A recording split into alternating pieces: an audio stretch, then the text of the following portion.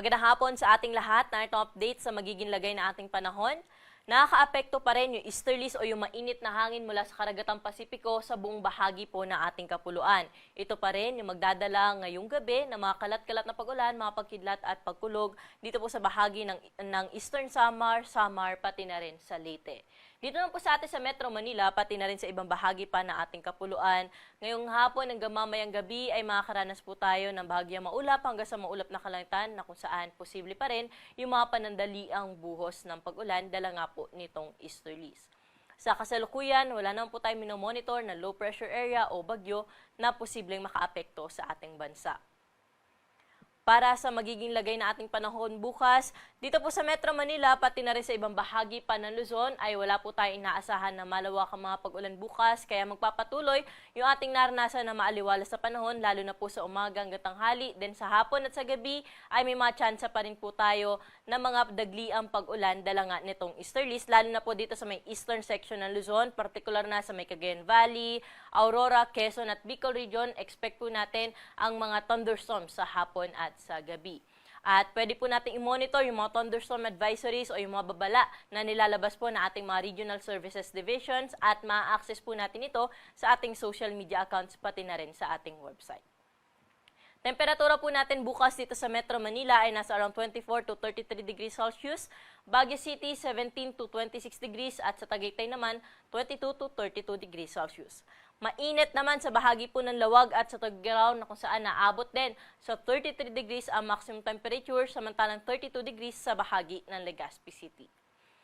Sa may Calayan Islands naman 27 to 33 degrees Celsius yung agad ng temperatura hanggang 32 degrees naman sa bahagi ng Puerto Princesa City. Sa mga kababayan naman po natin sa Visayas at Mindanao, generally fair weather condition po ay naasahan natin dyan bukas. Pero dito sa may Eastern Visayas, Caraga at Davao Region, pagsapit po ng hapon at gabi, asahan na po natin yung mga panandaliang buhos ng pag-ulan, dala rin po ito ng easterlies. Pero sa ibang bahagi po ng Visayas at Mindanao, generally fair weather condition din yung inaasahan po natin. Posible pa rin yung mga panandaliang buhos ng pag-ulan at may hina hanggang sa katamtaman lamang po ito.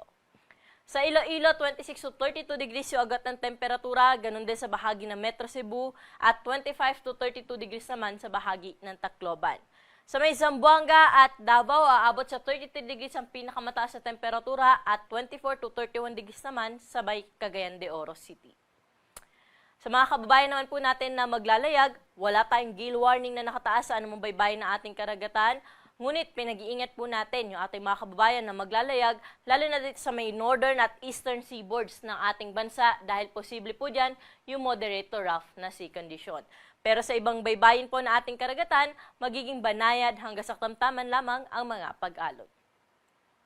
Para mas ating 3-day weather outlook sa mga pangunahing syudad sa ating bansa, dito po sa Metro Manila, Baguio City at sa Legazpi City, hanggang linggo ay wala po tayong inaasahang malawakang mga pag-ulan, kaya magpapatuloy po yung maaliwalas na ating panahon na inaasahan. Ngunit sa tanghali po ay mainit po yung ating panahon na inaasahan, kaya kung lalabas po tayo ng ating mga tahanan, ay huwag pong kalimutan magdala ng payong at hanggat maaari iwasan po natin yung mabibigat na activities sa tanghali dahil posible nga po dito yung mga heat stroke o heat cramps at panatilihin po natin uminom ng tubig para maging hydrated po yung ating pangangatawan. Dito sa Kamaynilaan, nasa around 24 to 32 degrees yung agad ng temperatura for the next 3 days. Sa Baguio City, 17 to 26 degrees at sa Legazpi City naman, 25 to 32 degrees Celsius. Dumako na po tayo sa Metro Cebu, Iloilo at Tacloban City na kung saan for the next 3 days ay generally maaliwalas sa panahon naman po inaasahan natin maliban sa dagliang pag-ulan sa hapon at sa gabi at mas mataas yung tsansa po ng mga thunderstorms dito sa bahagi po ng Tacloban City. Sa Metro Davao, Cagayan de Oro at Zamboanga City ay wala rin ho tayo inaasahan dyan ng malawakang mga pag-ulan maliban sa mga isolated rain shower sa hapon at sa gabi. At dahil nga po nasa eastern section itong bahagi po ng Metro Davao, no, expect po natin na mas mataas po ang tsansa ng mga pag-ulan po dyan pagdating ng hapon at gabi. At pwede nga po natin i-monitor yung mga advisories na ating nilalabas sa ating social media accounts. At ang araw po natin dito sa Kamaynilaan ay lulubog sa 6:06 ng gabi at muli itong sisikat bukas ng 6:05 ng umaga. Para sa karagdagang impormasyon ukol sa lagay na ating panahon, mangyaring i-like at i-follow kami sa aming social media account sa DOST_Pag-asa at bisitahin ang aming website sa pag-asa.dost.gov.ph. At yung latest dito sa Weather Forecasting Center, ako po si Ana Cloren Horda. Magandang hapon po.